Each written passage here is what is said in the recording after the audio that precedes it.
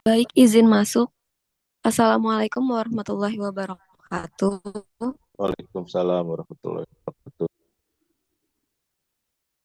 Selamat pagi kepada yang terhormat Bapak Dr. Insinyur Syahrial Sadiq, Sarjana Teknik Magister Engineering Magister Manajemen, sebagai dosen pada mata kuliah hari ini, dan juga teman-teman mahasiswa semua yang berbahagia. Topik yang akan kita bahas hari ini mengenai manajemen produk dan inovasi produk dalam pemasaran. Saya, Dea Oktavia Andiani, selaku moderator yang bertugas, akan memandu jalannya diskusi ini. Sebelumnya, perkenalkan kami dari kelompok 4 yang beranggotakan terdiri dari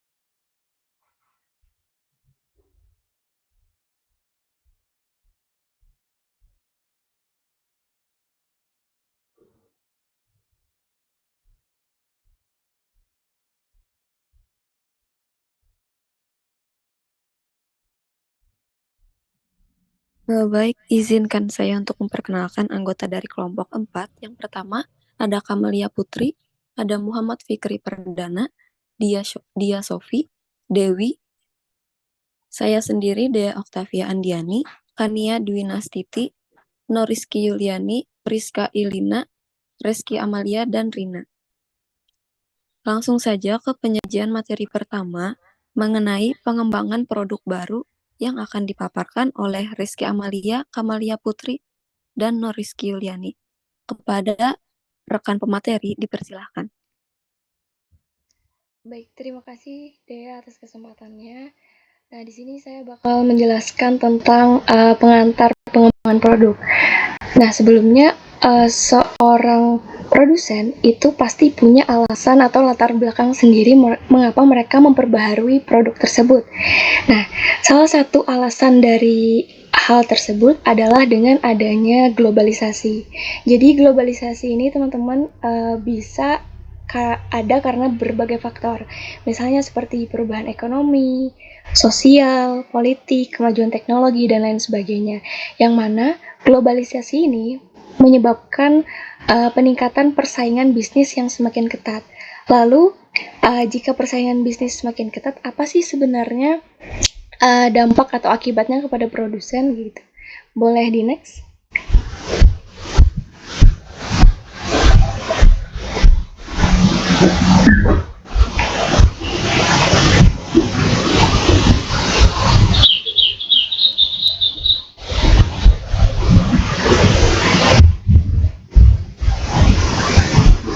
Nah, jadi ini ada 4 akibat dari uh,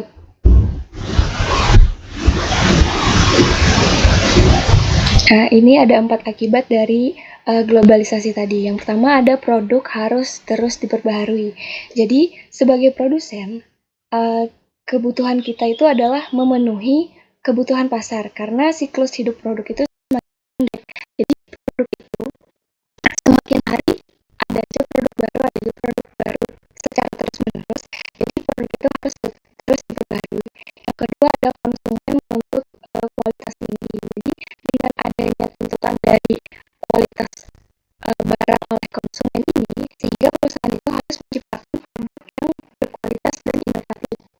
Yang ketiga ada strategi pemasaran yang efektif. Itu sangat penting karena apa? Karena jika kita punya produk dengan kualitas yang tinggi tapi kita tidak bisa memasarkannya, itu juga percuma. Jadi oleh karena itu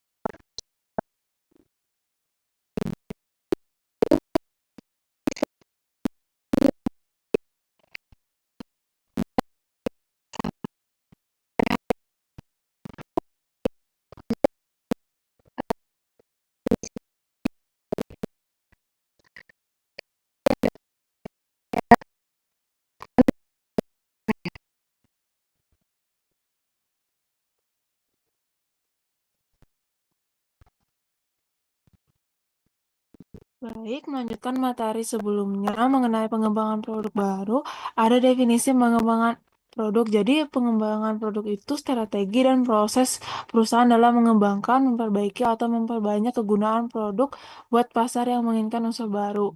Menurut Danang Sunyoto, pengembangan produk itu kegiatan-kegiatan pembuat barang dan perantara yang bermaksud melakukan penyesuaian barang-barang yang dibuat atau ditawarkan buat jual atas permintaan pembeli, kayak penentuan kualitas, ukuran, bentuk, daya tarik, labeling, cap tanda, pembungkus, dan sebagainya buat menyesuaikan selera konsumen. Sedangkan menurut Asauri, itu pengembangan produk itu kegiatan atau aktivitas yang dilakukan dalam menghadapi kemungkinan perubahan produk ke arah yang lebih baik. Jadi dapat memberikan daya guna maupun daya pemuas yang lebih besar, dengan tujuan memberikan nilai maksimal bagi konsumen, memenangkan persaingan melalui produk inovatif, serta produk yang dimodifikasi dengan nilai tinggi dalam desain, warna, ukuran, kemasan, dan merek, dan ciri lainnya. Kemudian, ada faktor-faktor yang mempengaruhi pengembangan produk baru. Ada faktor intern, sering terjadi kapasitas yang berlebih dalam perusahaan, sehingga buat menghindarinya itu perlu melakukan penyelidikan penyebabnya dan mencari penyelesaian dengan usaha pengembangan produk. Kemudian adanya produk lainnya yang mungkin dapat diolah menjadi suatu jenis produk lain dan munculnya peluang baru. Kemudian ada faktor ekstern, karena adanya tingkat persaingan yang dekat dengan produk pesaing lain, di mana produk pesaing lain memiliki keunggulan. Kemudian adanya usaha menjadi leader dalam produksi jenis produk tertentu, di samping buat menaikkan posisi. Kemudian terjadinya penurunan dalam permintaan terhadap produk yang sudah ada karena adanya perbedaan dengan produk lain yang lebih murah. Menurut Kotler dan Killer, ada 7 faktor penghambat dalam pengembangan produk baru.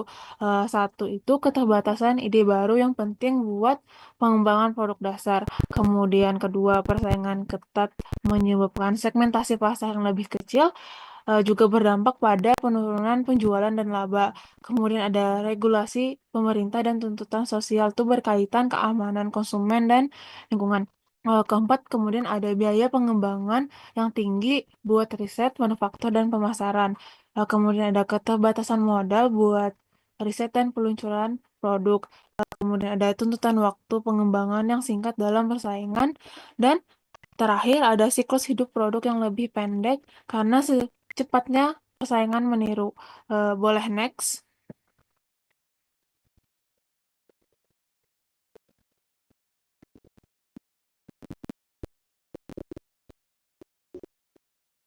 Kemudian ada tahap pengembangan produk baru yang terdiri dari 8 langkah utama. Yang pertama itu analisis kebutuhan pelanggan, mulai dari mengidentifikasi kebutuhan pasar, menentukan peluang produk baru, dan merumuskan perencanaan awal. Kemudian ada langkah kedua, perumusan gagasan, dari mengumpulkan ide dari berbagai sumber, melibatkan internal dan eksternal perusahaan, dan mencakup modifikasi produk hingga inovasi baru. Kemudian ada langkah ketiga, penyaringan ide dan evaluasi. Dari mengevaluasi kelayakan ide, menyeleksi ide berdasarkan kriteria manajemen, serta mengeliminasi ide yang kurang potensial. Langkah keempat ada analisis bisnis, yaitu memproyeksi kinerja finansial, memperkirakan penjualan dan biaya, serta menghitung potensi laba. Kemudian ada langkah kelima, pengembangan strategi pemasaran, yaitu dari menetapkan target pasar, kemudian merancangkan strategi harga dan distribusi, kemudian menentukan target penjualan dan laba. Kemudian ada langkah keenam, yaitu pengembangan produk, menciptakan produk fisik, memastikan kualitas dan keamanan, serta mengoptimalkan biaya produksi. Kemudian ada langkah ketujuh, ada pengujian produk dan pasar, dari menguji konsep dan desain, kemudian melakukan tes laboratorium, serta mengukur respon konsumen. Kemudian ada langkah terakhir, yaitu komersialisasi, dari mempersiapkan fasilitas produksi, serta menetapkan strategi harga final, dan juga meluncurkan produk ke pasar. Sekian dari saya.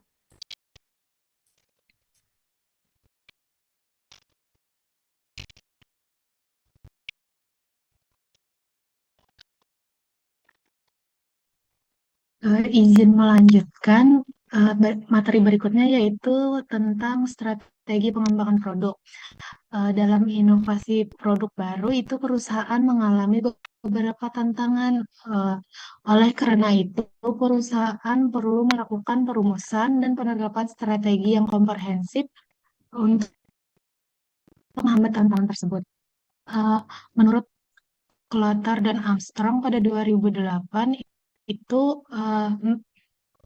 mendefinisikan bahwa strategi pengembangan produk itu sebagai sebuah pendekatan yang tidak hanya mencakup pengembangan produk asli, tetapi juga eh, melakukan peningkatan produk yang sudah ada, lalu memodifikasi terhadap fitur-fitur tertentu, yang mana peluncuran merek baru ini dilakukan untuk memenuhi kebutuhan pasar yang berubah-ubah.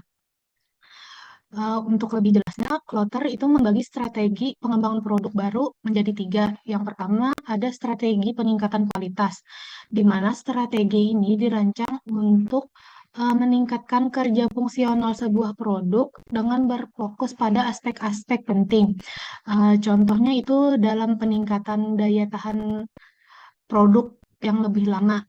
Ini dapat memberikan nilai tambah bagi konsumen dan dapat memperkuat posisi produk di pasaran. Lalu strategi yang kedua itu ada peningkatan keistimewaan, yang mana hal ini bertujuan untuk menambahkan fitur-fitur yang baru pada sebuah produk secara signifikan, seperti penggunaan bahan atau komposisi yang mempunyai kualitas tinggi. Hal tersebut dapat menimbulkan aspek kenyamanan bagi pengguna sehingga dapat menciptakan pengalaman yang memuaskan dan menarik bagi konsumen. Dan strategi yang terakhir itu ada peningkatan gaya, di mana strategi ini dapat meningkatkan daya tarik estetis sebuah produk dengan cara uh, seperti memperkenalkan warna serta tekstur yang inovatif pada sebuah produk. Ini menarik minat konsumen dan juga dapat menciptakan kesan yang modern yang dapat membedakan produk tersebut dengan produk lainnya yang serupa. Mungkin itu saja pemaparan materi dari saya, dilanjutkan oleh teman saya.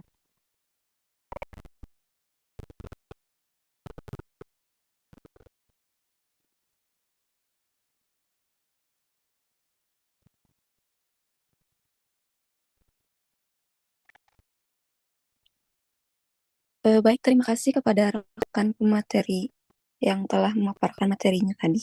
Selanjutnya untuk penyajian materi kedua mengenai siklus hidup produk yang akan dipaparkan oleh Kania Dwi Nastiti, Rina, dan Dia Sofi. Kepada rekan pemateri, saya persilahkan.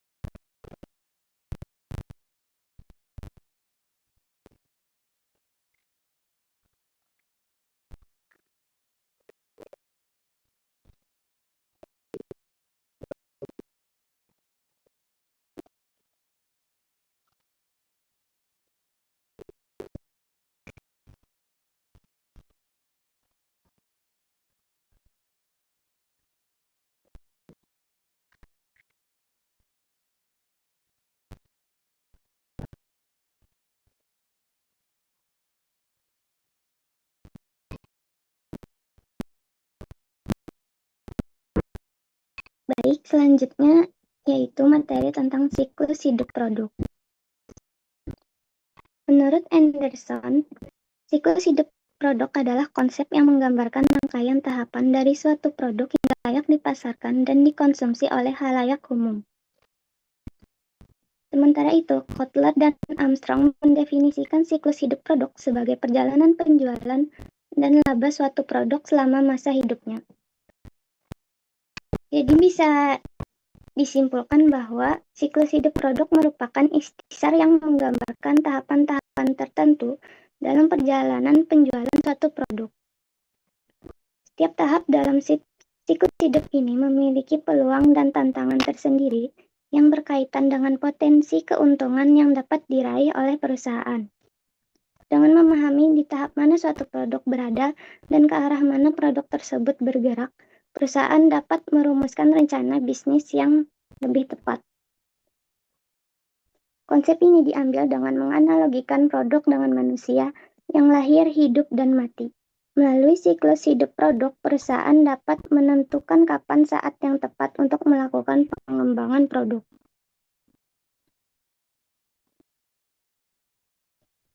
Siklus hidup produk yang dikelola dengan baik akan membantu manajer memastikan bahwa pengenalan, perubahan, dan penghentian produk dilakukan dengan cara yang tepat. Kehadiran siklus ini memungkinkan perusahaan untuk menciptakan sistem terpusat sehingga menjadi lebih efektif dan efisien. Dalam menentukan strategi pemasaran untuk suatu produk, penting untuk menganalisis siklus hidup dari produk yang sejenis.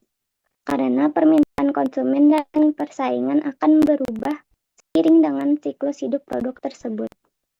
Penyebab utama mengapa produk memiliki siklus hidup adalah karena setiap produk memiliki umur yang terbatas.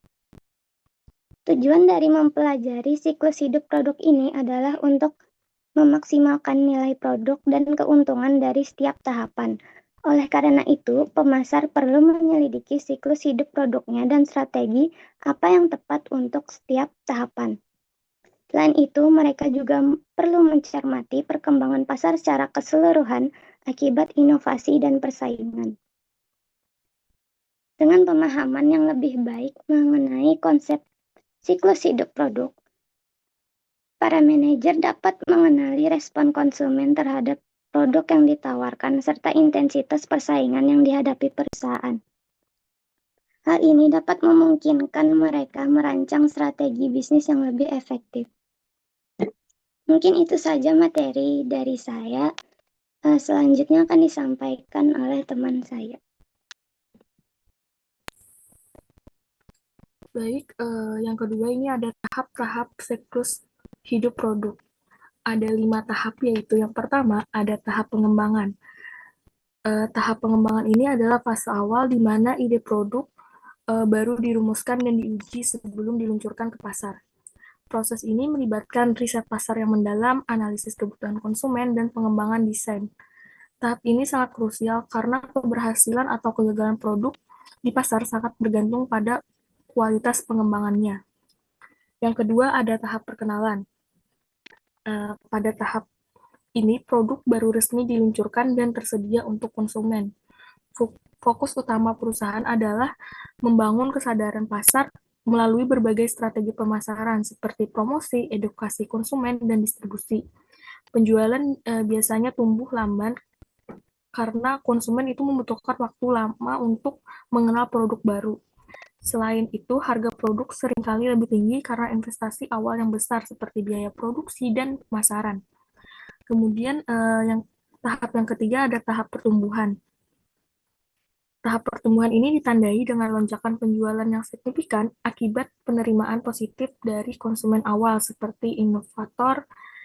Nah, ulasan positif dan rekomendasi dari konsumen awal ini berkontribusi pada perluasan pasar melalui efek mulut ke mulut. Nah, di tahap ini perusahaan seringkali mendapatkan keuntungan yang lebih besar dibandingkan dengan tahap perkenalan. Namun, persaingan mulai meningkat seiring dengan masuknya pesaing baru. Perusahaan harus mempertahankan keunggulan kompetitifnya dengan memperkuat kualitas produk, memperluas jangkauan pasar, dan menyesuaikan strategi harga. Kemudian yang keempat ada tahap kedewasaan. Tahap kedewasaan ini merupakan tahap di mana pertumbuhan penjualan itu mulai melambat atau mendatar karena pasar telah mencapai titik kejenuhan. Produk berada pada puncak siklus hidupnya dengan volume penjualan yang relatif stabil. Kemudian yang terakhir ada tahap kemerosotan. Tahap kemerosotan ini terjadi ketika penjualan produk itu terus menurun secara berkelanjutan. Penurunan ini dapat disebabkan oleh berbagai faktor seperti kemajuan teknologi yang menghasilkan produk pengganti, perubahan mode atau selera konsumen, atau masuknya barang impor yang lebih murah. Volume penjualan yang rendah seringkali membuat produk tidak lagi menguntungkan untuk dipertahankan, sehingga perusahaan terpaksa menarik produk dari pasar atau mengalihkan sumber daya ke inisiatif lain yang lebih menjanjikan. Dalam beberapa kasus, perusahaan dapat mencoba melakukan reposisi produk atau diversifikasi pasar untuk memperpanjang umur produk. Namun, keputusan ini harus dibuat berdasarkan analisis biaya dan potensi keuntungan. Mungkin sekian materi dari saya. Untuk selanjutnya, saya serahkan kepada rekan saya.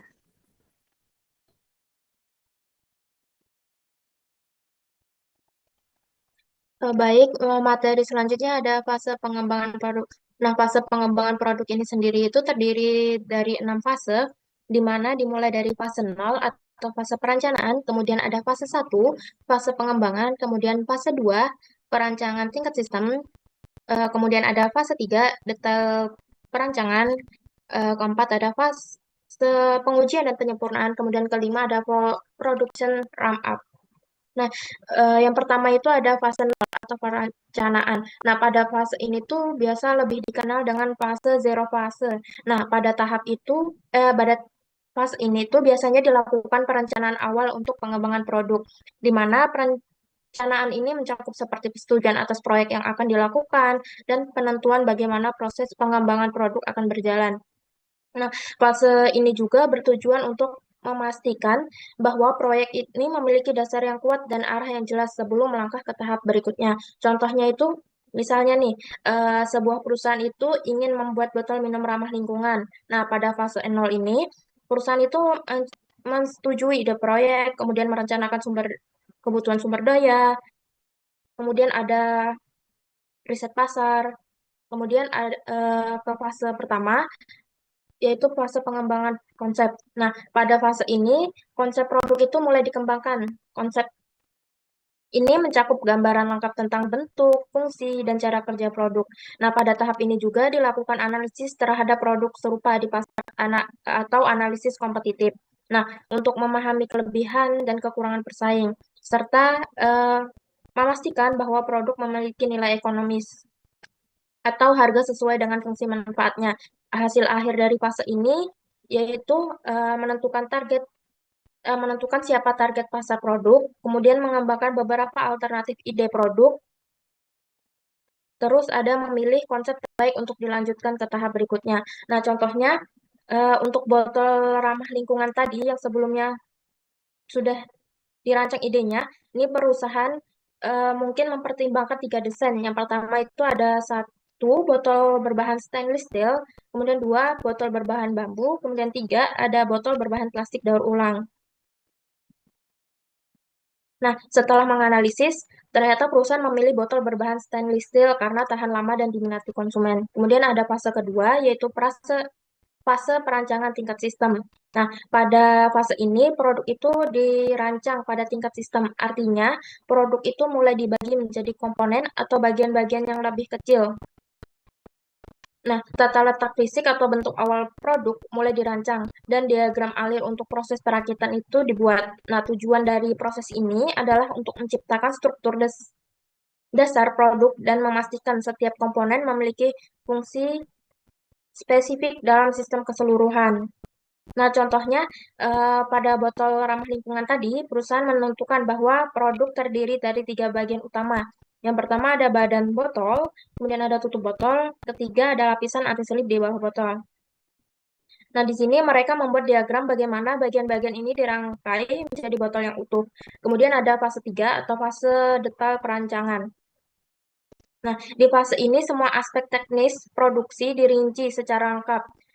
ini mencakup seperti pembuatan gambar teknis produk beserta toleransi ukurannya, spesifikasi bahan dan alat yang diperlukan, kemudian rancangan detail bagaimana produk akan diproduksi dan dirakit. Nah, fase ini juga memperhatikan faktor biaya, pemilihan material, dan memastikan bahwa desain produk itu sesuai dengan kinerja yang diharapkan.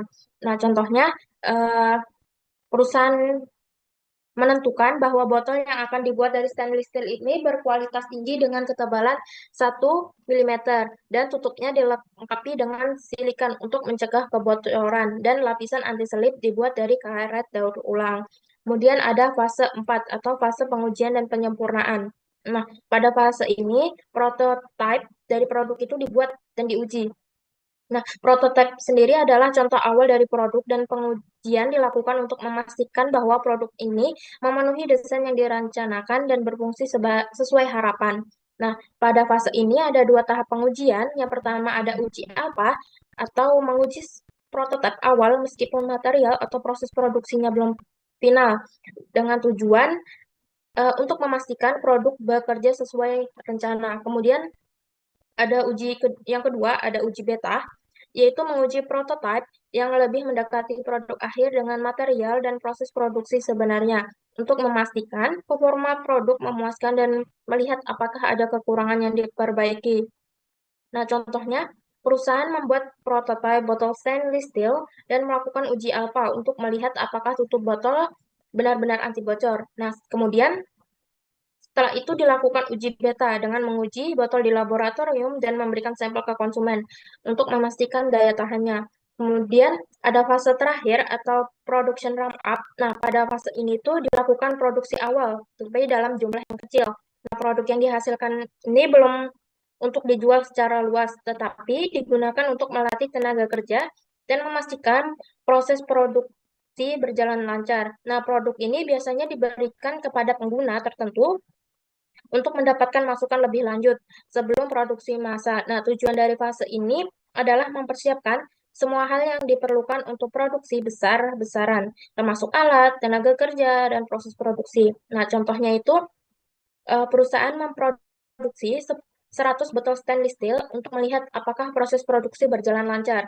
Kemudian botol ini diberikan pada pengguna tertentu untuk diuji lebih lanjut, seperti apakah ada kebocoran atau cacat pada material. Nah, kesimpulan dari fase pengembangan ini sendiri adalah setiap fase dalam pengembangan produk itu dirancang untuk memastikan bahwa produk yang dihasilkan itu berkualitas tinggi sesuai dengan kebutuhan konsumen dan setiap produk diproduksi secara massal. Nah, proses ini juga meminimalkan resiko kesalahan dan memastikan produk diterima dengan baik oleh pasar. Nah, dengan contoh botol ramah lingkungan. Next slide.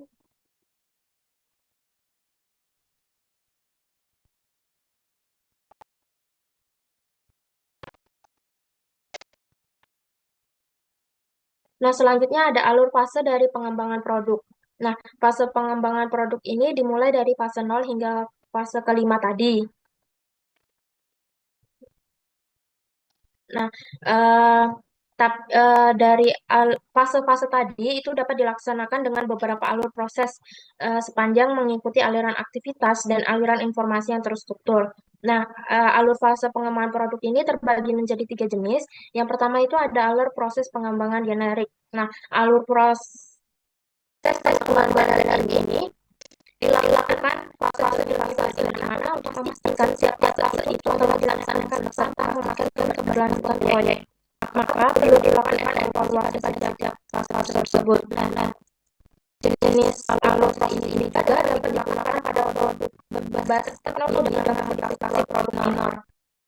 Nah, sementara itu adalah situasi di mana kemungkinan terjadi risiko tinggi di awal pengembangan produk seperti adaptasi terhadap penerimaan pengguna, maka dilakukan komunikasi pada alur generik tersebut dengan mencatat aktivitas perancangan dan kajian. Kemudian ada alur proses pengembangan berulang.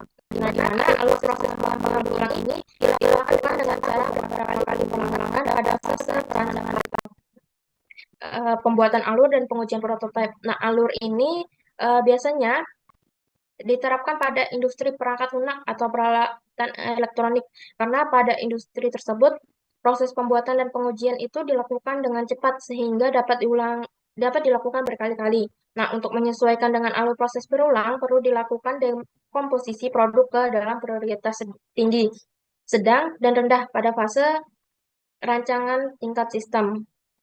Selanjutnya dilakukan siklus aktivitas perancangan, pembuatan, integritas, dan pengujian prototipe mulai dari produk dengan tingkat prioritas tertinggi.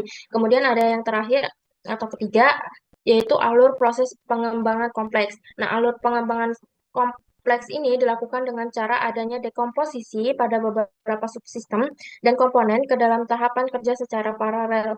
Nah, hal tersebut ini dilakukan terutama pada produk dengan komponen berskala besar seperti pada industri otomotif, pesawat terbang, peralatan kesehatan, dan lainnya. Nah, alur pengembangan kompleks ini merupakan modifikasi dari alur pengembangan generik dengan tujuan mengatasi permasalahan pada tingkat sistem. Mungkin itu saja materi dari saya serahkan kembali ke moderator.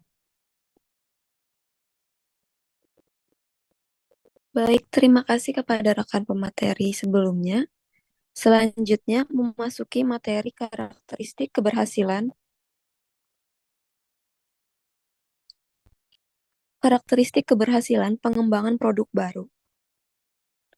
Keberhasilan dalam pengembangan produk menentukan kemampuan perusahaan untuk bersaing, memenuhi kebutuhan pelanggan, dan meningkatkan nilai pasar.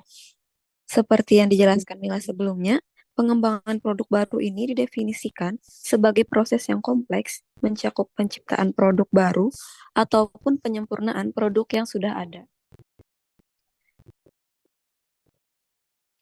Nah, di dalam lingkungan bisnis yang semakin kompetitif, inovasi produk itu kan menjadi syarat untuk tetap relevan di pasar. Usaha pengembangan produk dapat dikatakan berhasil apabila produk dapat diproduksi dan dijual dengan menghasilkan laba. Namun, laba itu seringkali sulit untuk dinilai secara cepat dan langsung. Oleh karena itu, berikut merupakan 5 karakteristik utama dalam keberhasilan pengembangan produk. Yang pertama ada kualitas produk. Produk berkualitas tinggi memenuhi kebutuhan pelanggan secara optimal. Kualitas produk pada akhirnya akan mempengaruhi pangsa pasar dan menentukan harga yang ingin dibayar oleh pelanggan untuk produksi tersebut.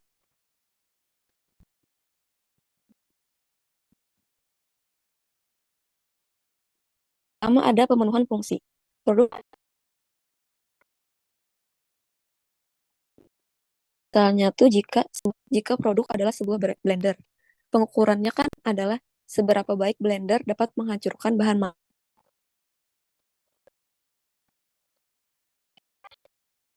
keandalan. Keandalan ini diukur dari kerusakan. Yang ketiga ada estetika dan desain. Desain produk yang menarik juga menjadi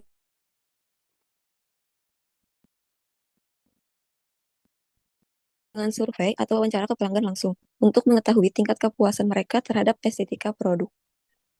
Yang keempat ada keamanan. Sebuah produk harus memenuhi standar keamanan yang berlaku. Pengukurannya itu dilakukan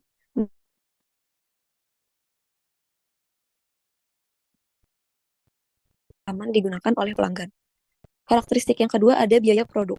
Biaya produk menentukan berapa besar laba yang dihasilkan oleh perusahaan pada volume penjualan dan harga penjualan tertentu. Biaya produk ini berfokus pada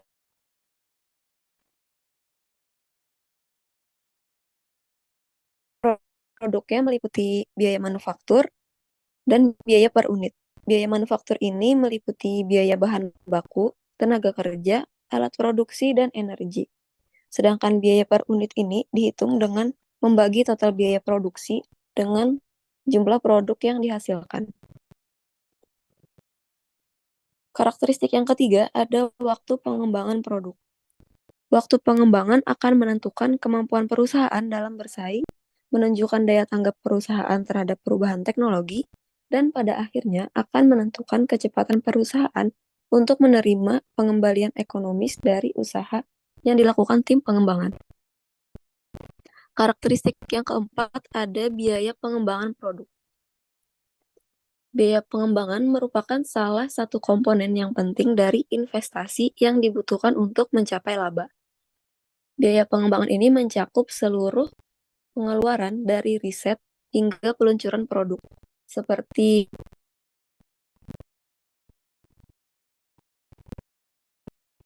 pertama ada meliputi riset teknologi baru, analisis pasar, dan pengembangan prototipe. Yang kedua ada efisiensi pengelolaan proyek, termasuk gaji tim pengembang, biaya konsultasi, serta alat bantu atau perangkat lunak. Karakteristik yang kelima ada kapabilitas pengembangan. Kapabilitas pengembangan merupakan aset yang dapat digunakan oleh perusahaan untuk mengembangkan produk dengan lebih efektif dan ekonomis di masa yang akan datang. Kapabilitas ini nantinya meliputi kompetensi tim, efisiensi proses, dan jaringan mitra. Mungkin itu saja materi yang dapat saya sampaikan. Selanjutnya, masuk ke materi yang keempat, faktor yang mempengaruhi kesuksesan atau kegagalan pengembangan produk baru yang akan disampaikan oleh Muhammad Fikri Perdana. Kepada rekan pemateri dipersilahkan. Baik, izin masuk. Sini saya akan memaparkan materi tentang faktor-faktor yang mempengaruhi pengembangan produk baru. Jadi di sini ada dua faktor. Yang pertama itu ada faktor yang mendorong pengembangan produk dan faktor yang menghambat pengembangan produk itu sendiri. Yang pertama saya akan menjelaskan tentang faktor yang mendorong dalam pengembangan produk. Di sini ada dua faktor, yaitu faktor internal dan faktor eksternal. Yang pertama faktor internal. Jadi faktor internal yang pertama itu sering terjadi kapasitas yang berlebih dalam perusahaan sehingga untuk menghindarinya perlu melakukan penyelidikan penyebabnya dan mencari penyelesaian dengan usaha pengembangan produk. Jadi maksudnya tuh kadang-kadang tuh perusahaan memiliki kapasitas produksi yang melebihi kebutuhan pasar.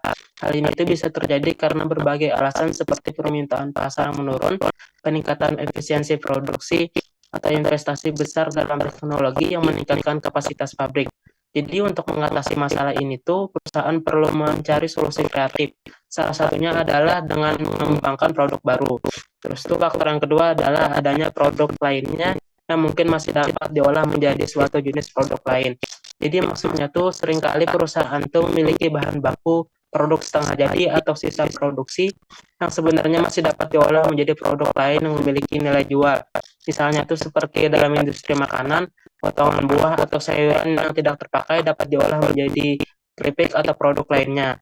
Terus tuh masuk ke faktor eksternal. Di sini yang pertama adanya tingkat persaingan yang dekat dengan produk pesaing lain, di mana produk pesaing lain itu memiliki keunggulan.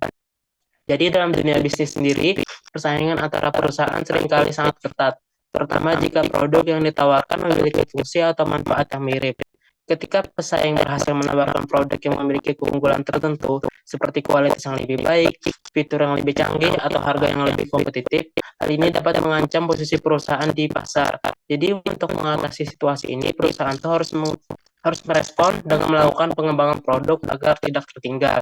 Terus tuh faktor yang kedua adanya usaha menjadi leader dalam memproduksi jenis produk tertentu, di samping untuk menaikkan posisi. Jadi maksudnya itu banyak perusahaan sendiri yang bercita-cita menjadi pemimpin di industrinya atau sering disebut sebagai market leader.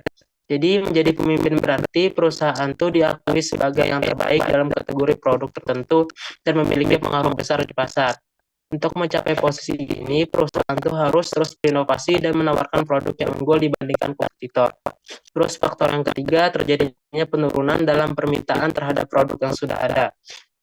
Ini tuh biasanya disebabkan karena adanya perbedaan dengan produk lain yang lebih murah.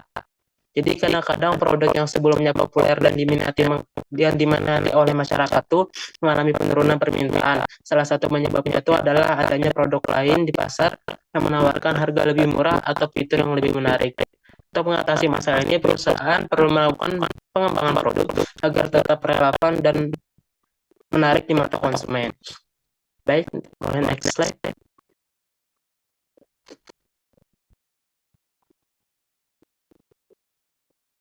Baik, masuk ke materi selanjutnya. Di sini faktor yang penghambat atau yang menyebabkan terhambatnya proses pengembangan produk baru.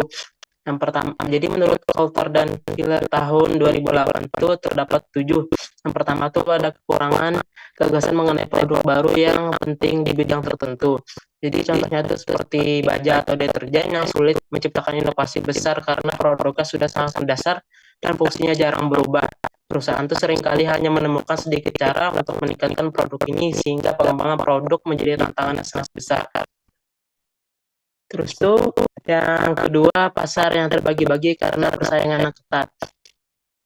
Maksudnya itu persaingan yang semakin ketat memaksa perusahaan itu untuk mengarahkan produk baru mereka ke segmen pasar yang lebih kecil dan spesifik. Akibatnya penjualan menjadi terbatas karena hanya memenuhi kebutuhan kelompok tertentu. Terus tuh faktor yang ketiga, kendala sosial dan pemerintah. Perusahaan itu harus memastikan bahwa produk baru memenuhi berbagai aturan seperti standar keamanan bagi konsumen dan aturan perlindungan lingkungan. Kendala ini tuh sering menambah kompleksitas proses pengembangan produk karena perusahaan itu harus melakukan pengujian tambahan dan mematuhi regulasi sebagai produk yang diluncurkan. Terus yang keempat, mahalnya proses pengembangan produk baru. Maksudnya di sini mengembangkan produk baru itu membutuhkan banyak ide, tapi hanya sedikit yang benar-benar layak untuk dikembangkan. Selain itu tuh, proses itu melibatkan biaya tinggi untuk riset dan pengembangan, produksi, serta pemasaran. Terus itu yang kelima, ada kekurangan modal. Jadi beberapa perusahaan itu memiliki ide-ide yang bagus, tetapi tidak mampu mengumpulkan dana yang cukup untuk melakukan riset dan meluncurkan produk ke pasar. Terus itu yang keenam, waktu pengembangan yang lebih singkat. Maksudnya di sini perusahaan-perusahaan itu yang tidak dapat mengembangkan produk-produk baru secara cepat akan berada di pihak yang tidak memiliki keunggulan. Jadi perusahaan-perusahaan itu harus belajar bagaimana sih mempersingkat waktu pengembangan dengan menggunakan teknik perancangan yang dibantu komputer dan teknik manufaktur, mitra strategis, pengujian konsep awal dan perencanaan pemasaran tingkat tinggi. Jadi perusahaan itu wajib waspada kalau pengembangan produk itu serentak di mana kelompok lintas fungsional itu bekerja sama untuk mendorong produk baru melalui pengembangan dan menuju pasar. Terus yang terakhir ada siklus hidup produk yang lebih singkat. Maksudnya di sini ketika sebuah produk baru sukses di pasar, pesaing seringkali segera meniru atau menciptakan versi yang lebih baik. Hal ini membuat produk asli kehilangan keunggulan dalam waktu singkat, sehingga perusahaan itu harus terus berinovasi untuk mempertahankan posisinya. Baik, mungkin itu saja materi dari saya kembalikan kepada moderator. Baik, terima kasih untuk materi yang kelima, yaitu model dan strategi pengembangan produk baru yang akan dibawakan oleh Priska Idina. Kepada Priska dipersilakan. Baik, terima kasih pada moderator atas kesempatannya. Saya mau melanjutkan materi mengenai model proses pengembangan produk baru. Nah, jadi model proses pengembangan produk baru ini mencakup metode dan pendekatan sistematis untuk menghasilkan, menguji, dan meluncurkan produk yang relevan di pasar. Model ini digunakan untuk memastikan bahwa produk yang dikembangkan tidak hanya inovatif, tapi juga memiliki potensi sukses yang tinggi. Nah, di sini ada 3 model yang akan saya jelaskan. Yang pertama mengenai stage gate process. Nah, model ini dikembangkan oleh Dr. Robert G. Cooper. Model ini memecah proses pengembangan produk ke dalam tahapan-tahapan atau stage yang dipisahkan oleh gerbang evaluasi atau gate. Nah, di setiap gerbang ini keputusan dibuat apakah proyek tersebut akan dilanjutkan, dimodifikasi, atau dihentikan. Nah, di stage gate process ini ada 5 tahapan. Pertama, tahapan 1 itu adalah ideation. Pada tahapan ini, perusahaan mencari ide dari berbagai sumber seperti riset pasar, masukan konsumen, atau analisis pesaing. Nah, ide-ide ini yang dihasilkan bisa berupa solusi inovatif untuk kebutuhan pasar yang belum terpenuhi. Lalu tahapan kedua, feasibility analysis atau penyaringan. Nah, ide-ide yang terkumpul tadi dievaluasi berdasarkan kelayakan teknis, strategi perusahaan, dan potensi komersialnya. Tujuannya adalah untuk mengeliminasi ide yang tidak menjanjikan sebelum terlalu banyak sumber daya yang dialokasikan. Lalu tahapan yang ketiga, itu development atau pengembangan. Nah, setelah ide tadi lolos evaluasi, prototipe produk atau konsep awal dibuat. Nah, tahap ini itu berfokus pada pengembangan produk secara fisik atau konseptual. Lalu tahapan yang keempat itu ada testing dan validation, atau pengujian dan validasi. Nah, prototipe yang diuji tadi oleh konsumen target untuk mendapatkan umpan balik. Nah, pengujian ini itu penting untuk mengidentifikasi kelemahan produk sebelum diproduksi secara massal. Nah, lalu yang tahapan terakhir itu ada commercialization atau komersialisasi. Nah, jadi produk tadi setelah dilakukan testing itu diluncurkan secara resmi ke pasar dengan strategi pemasaran yang sudah terencana, termasuk promosi, distribusi, dan penetapan harga. Lalu, model yang kedua ada design thinking. Nah, design thinking ini adalah pendekatan berbasis empati yang berfokus pada pemahaman mendalam terhadap kebutuhan konsumen dan penyelesaian masalah secara inovatif. Nah, proses ini itu sangat iteratif dan fleksibel dengan beberapa tahapan seperti yang pertama, empathize atau empati. Nah, perusahaan itu berusaha memahami kebutuhan dan keinginan konsumen melalui wawancara, observasi, ataupun survei. Nah, ini adalah tahapan eksplorasi untuk menggali masalah nyata apa sih yang dihadapi oleh konsumen. Nah, lalu yang kedua ada define atau pendefinisian. Nah, masalah yang ditentukan pada tahapan empathize tadi dirumuskan secara spesifik. Contohnya seperti bagaimana sih cara menciptakan produk yang lebih ramah lingkungan untuk generasi muda misalnya. Nah, lalu tahapan ketiga itu ada ideat atau generasi ide. Nah, itu brainstorming dilakukan untuk menghasilkan berbagai solusi kreatif. Nah, pada tahapan ini tidak ada ide yang dianggap buruk, sehingga menciptakan lingkungan eksplorasi yang bebas. Lalu yang keempat itu ada prototype. Nah, pada model awal dari solusi ini dibuat untuk diuji. Nah, prototype ini tidak harus sempurna, tetapi cukup untuk mempresentasikan ide. Dan yang terakhir itu tes atau pengujian. Nah, prototype tadi diuji oleh target pengguna untuk mendapatkan umpan balik. Nah, jika ditemukan kekurangan, literasi digunakan untuk menyempurnakan produk tersebut. Nah, lalu model yang terakhir itu ada disruptive innovation. Nah, disruptive innovation ini dikemukakan oleh Clayton Christensen. Ini merupakan strategi untuk mengembangkan produk yang lebih sederhana, murah, atau inovatif. Biasanya dengan menargetkan pasar yang belum terlayani oleh produk konvensional. Nah, model ini terdiri dari dua pendekatan utama. Pertama, law and disruption. Nah, model ini menyasar konsumen yang membutuhkan produk dengan harga terjangkau dan fitur sederhana. Contohnya kayak printer inkjet yang ditawarkan kepada konsumen yang tidak membutuhkan performa tinggi dari printer laser. Lalu yang berikutnya ada new market disruption. Nah, di sini perusahaan menciptakan produk yang memenuhi kebutuhan baru yang sebelumnya tidak dilayani. Misalnya, kayak ponsel awal menawarkan mobilitas. Nah, meskipun kualitas panggilan lebih rendah dibandingkan telepon rumah. Next.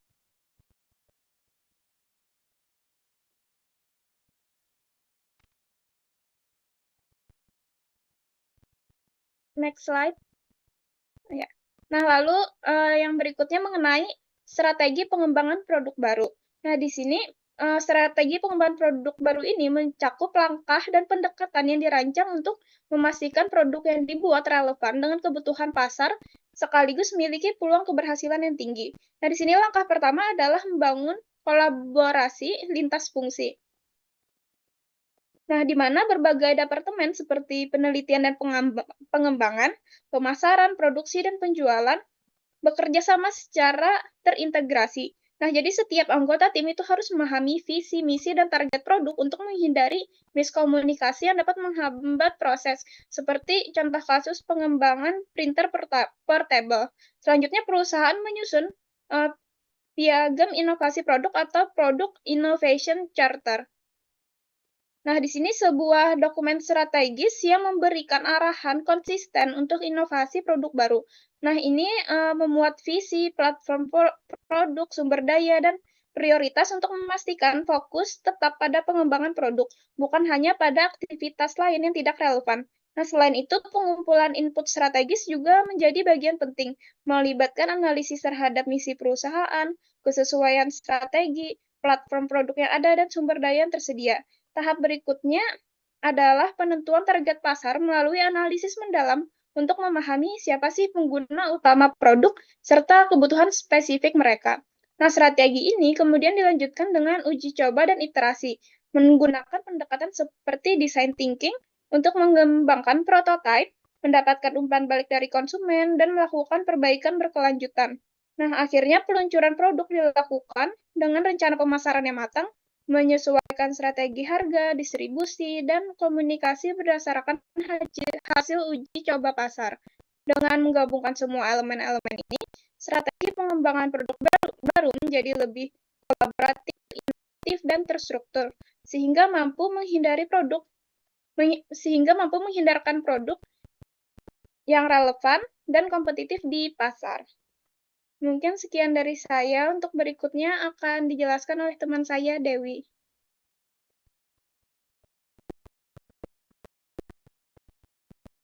Suara saya terdengar. Perkenalkan kembali, nama saya Dewi. Di sini saya akan melanjutkan presentasi dari teman-teman saya sebelumnya, di mana tadi telah dijelaskan bagaimana definisi dari pengembangan produk, strateginya, fase-fasenya, faktor yang mempengaruhinya, dan juga model pengembangannya. Nah, kali ini saya akan memaparkan mengenai metode pengembangan produk, di mana biasanya metode yang digunakan dalam proses pengembangan produk ini adalah Quality Function Deployment atau yang sering disingkat dengan QFD, di mana konsep dasar QFD ini sendiri pertama kali diperkenalkan oleh Yoki Akao. Teman-teman bisa lihat di PPT itu ada laki-laki berjas, beliau adalah Yoki Akao yang pertama kali memperkenalkan konsep dasar QFD, di mana beliau adalah Professor of Management Engineering dari Tagawa University, di mana QFD ini dikembangkan praktek dan pengalaman industri-industri di Jepang pada tahun 1992 oleh perusahaan Mitsubishi dan berkembang dengan berbagai macam cara oleh Toyota dan perusahaan lainnya. Nah, adapun definisi dari QFD ini sendiri adalah suatu metode terstruktur untuk merencanakan dan mengembangkan produk yang memungkinkan tim pengembangan itu melakukan spesifikasi terhadap keinginan dan kebutuhan konsumen, serta mengevaluasi secara sistematis mengenai kapabilitas produk ataupun jasa dalam memenuhi keinginan konsumen tersebut. Nah, metode QFD ini dapat membantu menerjemahkan suara pelanggan ataupun voice of customer yang menjadi produk baru yang benar-benar memenuhi kebutuhan mereka. Adapun tujuan dari QFD ini sendiri adalah memasukkan suara pelanggan pada setiap tahap proses pengembangan produk, dimulai dari desain, produksi, hingga nantinya penjualan produk tersebut. Nah, biasanya penggunaan QFD ini lebih menekankan pada penanganan masalah di awal, yaitu pada tahap desainnya saja. Nah, penggunaan metode QFD ini pada pengembangan suatu produk itu akan memberikan nilai tambah atau value added bagi suatu perusahaan dalam menghasilkan produk maupun jasa, sehingga nantinya dapat memuaskan para pelanggan ataupun konsumen. Adapun untuk manfaat penggunaan QFD itu sendiri, yang pertama adalah meningkatkan kepuasan konsumen. Alasannya kenapa? Karena QFD ini memungkinkan perusahaan memahami secara detail apa yang benar-benar diinginkan konsumen, sehingga produk yang dihasilkan nanti lebih relevan dengan kebutuhan mereka. Yang kedua, ada meningkatkan mutu atau kualitas suatu produk, di mana QFD ini mengurangi risiko cacat produk sejak tahap perencanaan dengan memastikan setiap elemen produk memiliki standar tinggi sesuai dengan permintaan konsumen. Terus yang ketiga ada meningkatkan keandalan produk, terus meningkatkan produktivitas. Kenapa? Karena QFD ini memberikan panduan yang jelas untuk tim produksi sehingga mengurangi waktu trial and error dan juga memastikan sumber daya digunakan itu lebih efisien. Lalu meningkatkan keuntungan perusahaan karena alasannya adalah produk yang sesuai dengan kebutuhan konsumen itu tidak hanya menarik pembeli baru, tetapi juga mempertahankan pelanggan yang sudah ada, sehingga dapat menciptakan loyalitas pelanggan. Terus memangkas time to market, artinya dengan matriks QFD ini, tim pengembangan itu dapat langsung fokus pada elemen penting tanpa harus melewati diskusi panjang tentang fitur tambahan yang tidak diperlukan. Lalu dapat mengurangi biaya perancangan karena QFD ini mengurangi kebutuhan prototipe berulang karena spesifikasi itu sudah tepat sejak awal sesuai dengan kebutuhan pelanggan, sehingga biaya pengembangan itu lebih efisien. Nah, yang terakhir adalah memperlancar komunikasi, di mana KFD ini menjembatani gap antara tim pemasaran yang memahami kebutuhan konsumen dengan tim teknik yang merancang produk, sehingga semua pihak itu memiliki tujuan yang sama. Next.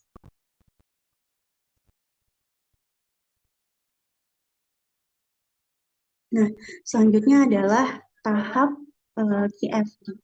Jadi ada beberapa tahapan umum yang perlu dilakukan perusahaan supaya penerapan KFD ini dapat optimal. Yang pertama ada tahap perencanaan, di mana tahap perencanaan ini adalah tahap perencanaan produk yang dilakukan berdasarkan hasil identifikasi kebutuhan pelanggan.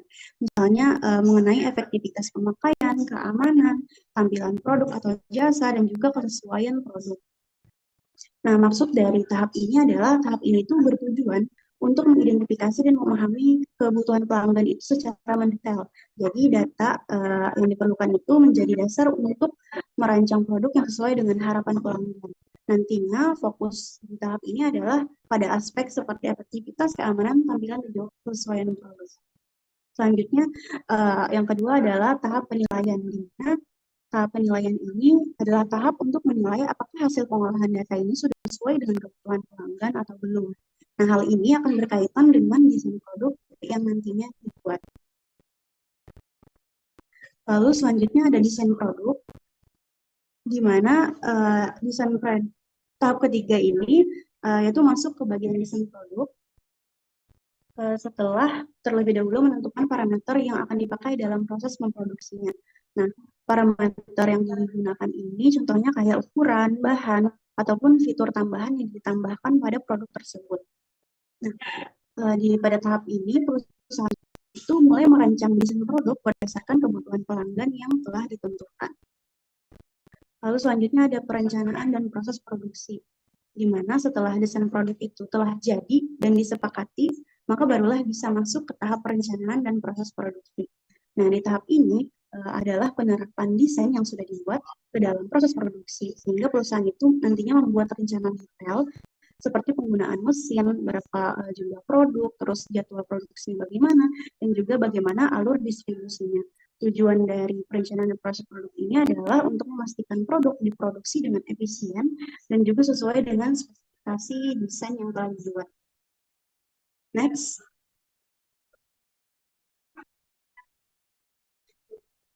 Oke, baik. Selanjutnya adalah Matrix House of Quality atau yang sering disingkat dengan HOQ, di mana quality function deployment yang tadi itu biasanya tuh pembuatannya dimulai dengan pembuatan HOQ ini, di mana HOQ ini sendiri adalah matriks yang berbentuk seperti sebuah rumah yang nantinya digunakan untuk mengonversi keinginan konsumen atau voice of customer terhadap spesifikasi teknik dari suatu produk yang telah dihasilkan. Teman-teman bisa lihat maksud dari gambar sebuah rumah itu seperti gambar di PPT itu, kayak rumah. Nah, di mana matriks HOQ ini terdiri dari dua bagian utama. Yang pertama ada vertikal yang berisikan informasi teknis yang merupakan respon dari masukan konsumen. Dan yang kedua adalah horizontal yang berisikan informasi tentang konsumen. Nah, hubungan antara bagian horizontal dan vertikal ini adalah bagian horizontal ini berisi apa yang diinginkan pelanggan nantinya, terus sementara bagian vertikal itu akan menjelaskan bagaimana sih perusahaan itu akan memenuhinya. Selanjutnya, next.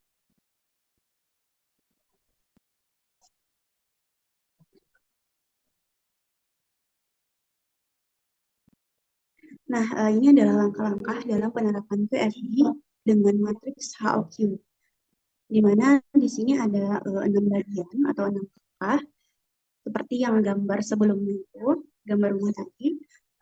Jadi yang pertama ada bagian A, di mana bagian A ini berisikan daftar terstruktur mengenai kebutuhan dan keinginan konsumen yang dapat memenuhi suatu riset mengenai pasar secara kualitatif. Biasanya di bagian A ini metode yang digunakan untuk mengidentifikasi adalah dengan wawancara per orang ataupun secara grup, ataupun bisa juga dengan menggunakan kuesioner.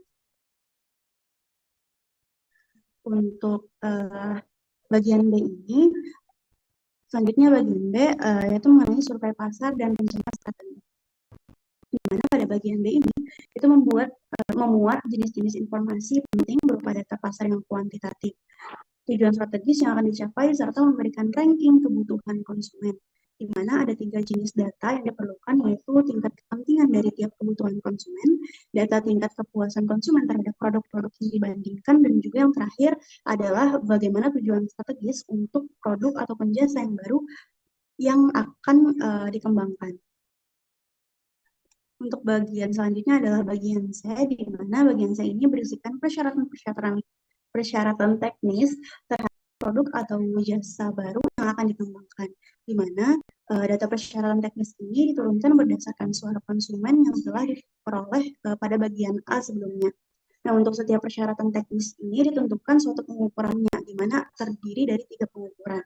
Yang pertama ada semakin besar semakin baik, di mana target itu maksimal tetapi tidak terbatas, terus semakin kecil semakin baik, jadi targetnya itu maksimalnya adalah 0. Jadi untuk pengukuran yang ketiga adalah target maksimalnya itu sedekat mungkin dengan suatu nilai nominal, di mana tidak terdapat variasi di sekitar nilai tersebut. Next.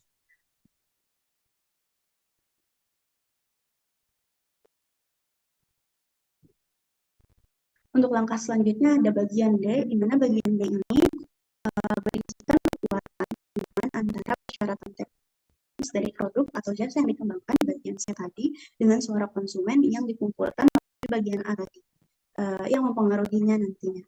Terus kekuatan hubungan itu ditunjukkan dengan simbol-simbol tertentu atau angka tertentu beserta penilaian kekuatan relasi dengan kemungkinan korelasinya. Nah, di situ ada 4 simbol, di mana ada titik tebal, terus ada titik lingkaran biasa, terus ada segitiga, dan juga ada strip untuk blank, di mana tanda titik tebal itu menunjukkan strongly linked yang diberi nilai 9, di mana perubahan yang relatif kecil pada persyaratan teknis itu akan memberikan pengaruh yang cukup berarti pada kepuasan pelanggan. Selanjutnya ada moderate linked itu diberi nilainya 3, di mana perubahan yang relatif besar pada persyaratan teknis ini akan memberikan pengaruh yang cukup berarti pada kepuasan pelanggan.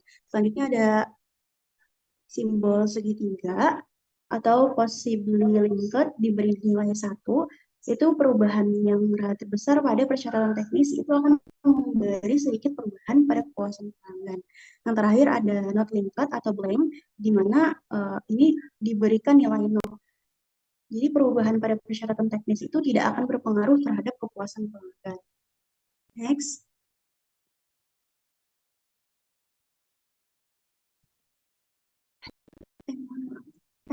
Mohon maaf, lanjut ada bagian E. Sebelumnya.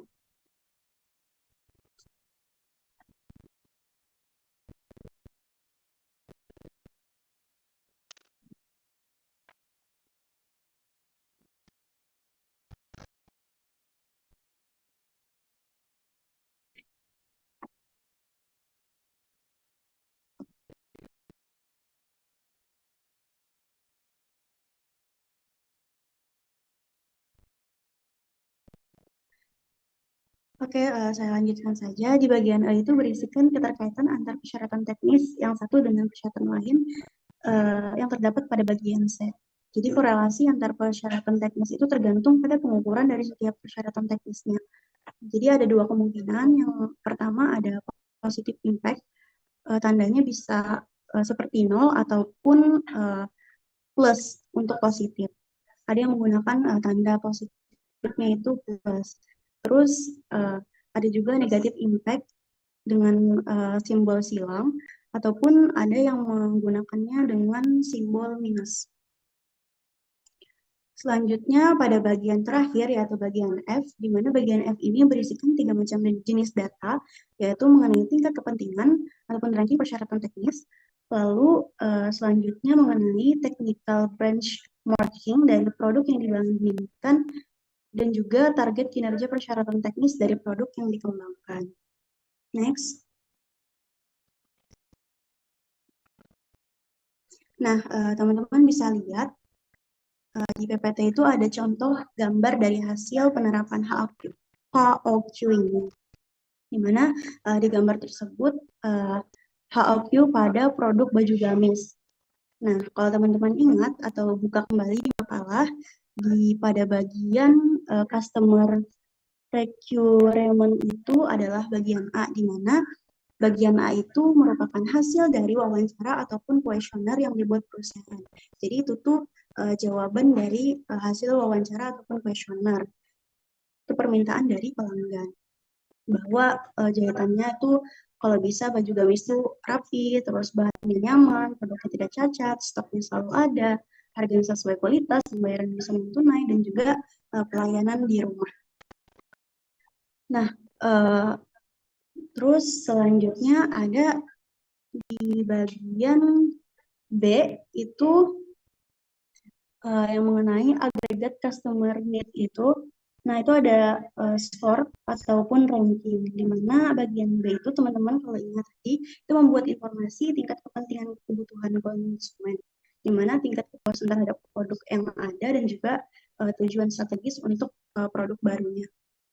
Terus yang C itu bagian technical response. Nah, itu berisi spesifikasi teknis yang dirancang untuk memenuhi kebutuhan konsumen. Dimana kan tadi ada konsumen yang mau jahitannya itu rapi. Jadi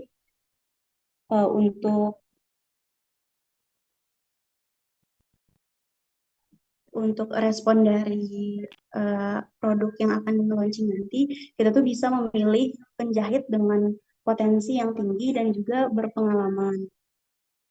Nah, begitupun yang lainnya juga berkaitan dengan yang technical response. Bagian A dengan bagian C. Nah, untuk yang ada simbol-simbolnya, seperti yang saya jelaskan tadi, bahwa titik tebal hitam itu, yang bulat hitam itu, kan tadi nilainya strong, kuat, ataupun 9. Terus yang bulat biasa, lingkaran biasa, itu nilainya 3, dan yang segitiga itu nilainya 1. Jadi, untuk penilaian itu nantinya akan berpengaruh pada jumlahnya. Teman-teman bisa lihat juga itu ada 33, 47, 27 yang di bawah dari simbol itu. Nah, itu tuh hasil dari penjumlahan penilaiannya. Mungkin itu saja dari saya. Saya kembalikan kepada moderator.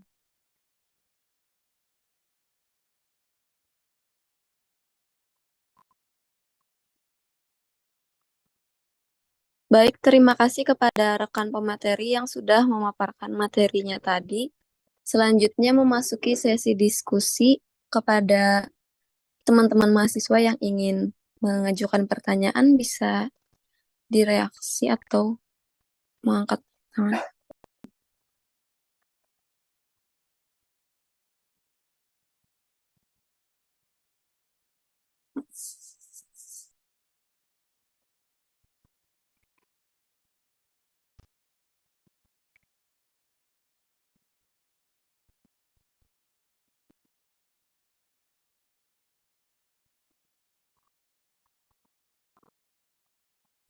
Baik, untuk sesi ini kami akan membuka untuk 3 penanya.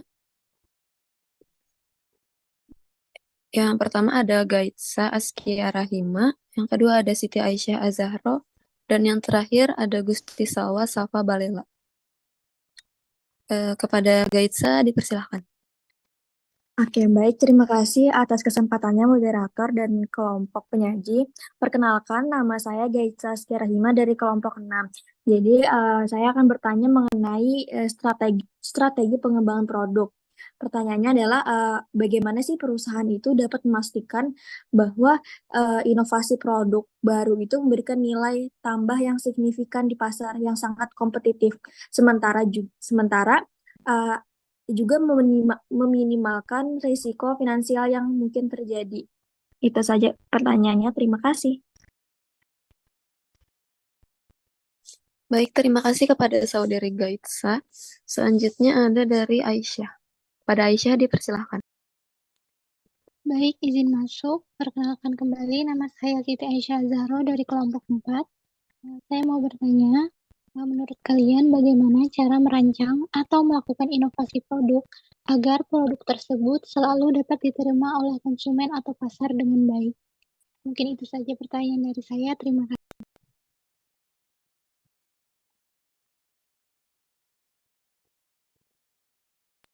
Baik, terima kasih kepada Aisyah atas pertanyaannya. Mungkin penanya terakhir dari Salwa, kepada Salwa dipersilakan. Ya, baik. Sebelumnya terima kasih banyak atas kesempatan yang telah diberikan. Perkenalkan kembali, nama saya Gusti Salwa Safa Balela dari kelompok 1. Ingin bertanya ke kelompok kalian mengenai peluncuran produk baru. Setelah meluncurkan produk baru, metode evaluasi apa yang dapat digunakan untuk menilai kinerja produk itu di pasar? Dan bagaimana sih hasil dari evaluasi tersebut dapat digunakan untuk perbaikan di masa depan? Mungkin sekian dari saya itu saja. Terima kasih. Baik, terima kasih kepada Salwa atas pertanyaannya.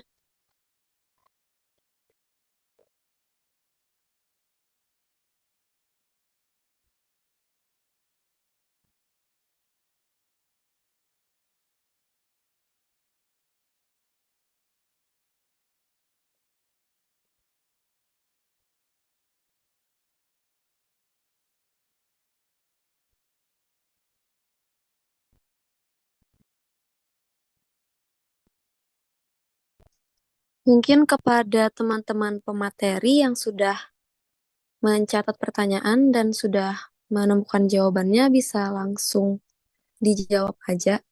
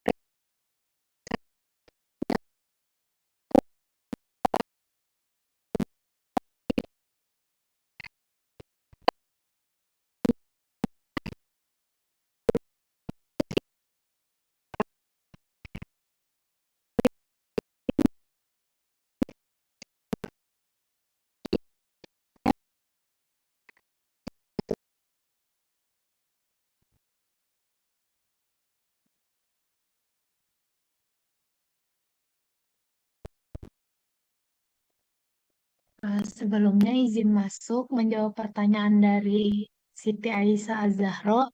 Pertanyaannya itu bagaimana cara merancang atau melakukan inovasi produk supaya dapat selalu diterima oleh konsumen atau pasar dengan baik.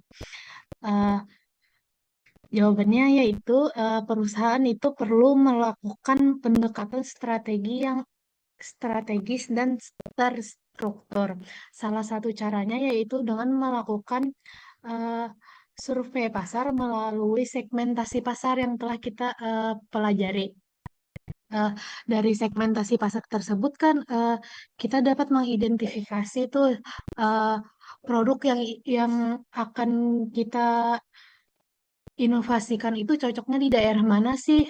Terus segmen segmen pembelinya itu siapa aja sih? rentang umurnya. Selain itu juga perusahaan itu juga perlu melakukan identifikasi tren saat ini. Karena kan di dunia digital apa itu dikit-dikit orang itu FOMO. Nah, mungkin itu saja jawaban dari saya. Apakah terjawab, Jahro?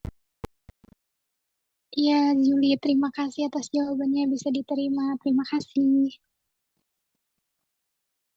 Iya.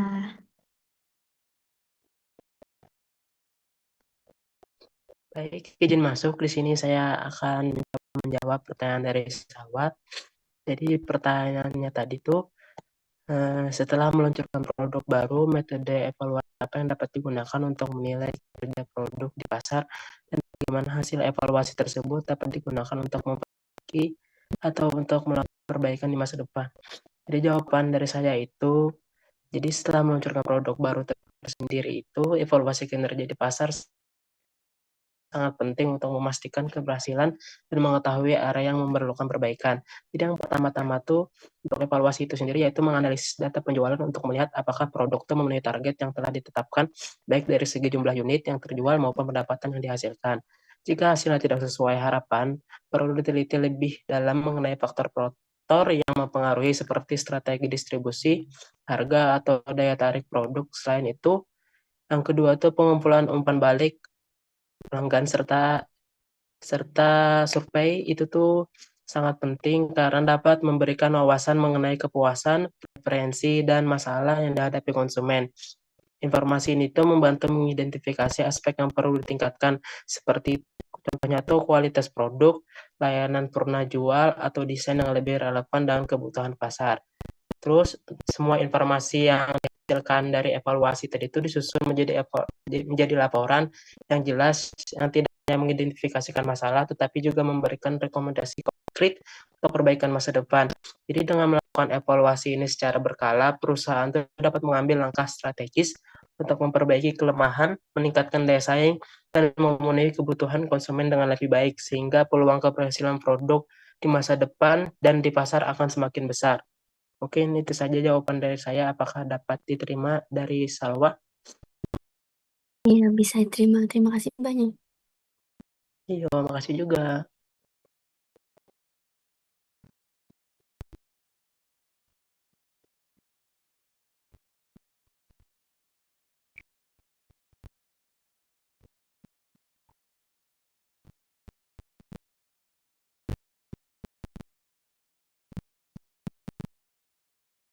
Baik, terima kasih kepada teman-teman penanya dan pemateri yang sudah menjawab pertanyaan tadi.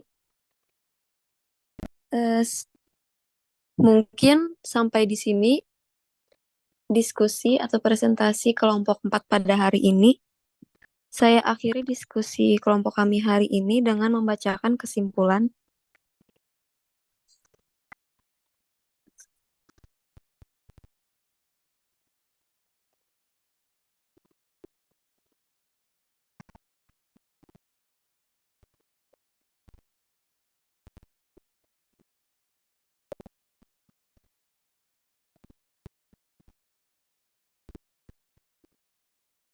Baik, kesimpulan dari hasil diskusi hari ini adalah pengembangan produk telah menjadi komponen vital dalam strategi bisnis modern, terutama di era globalisasi yang ditandai dengan persaingan ketat dan perubahan preferensi konsumen.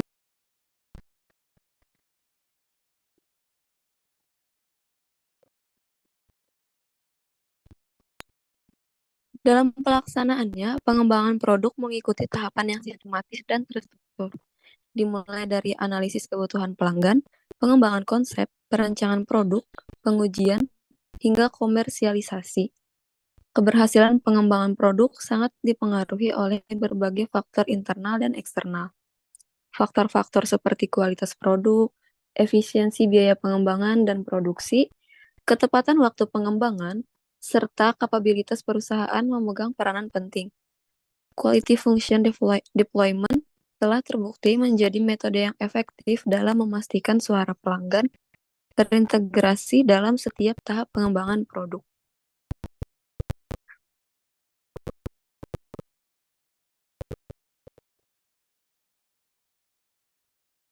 Kami mengucapkan terima kasih kepada semua yang telah hadir dan berpartisipasi.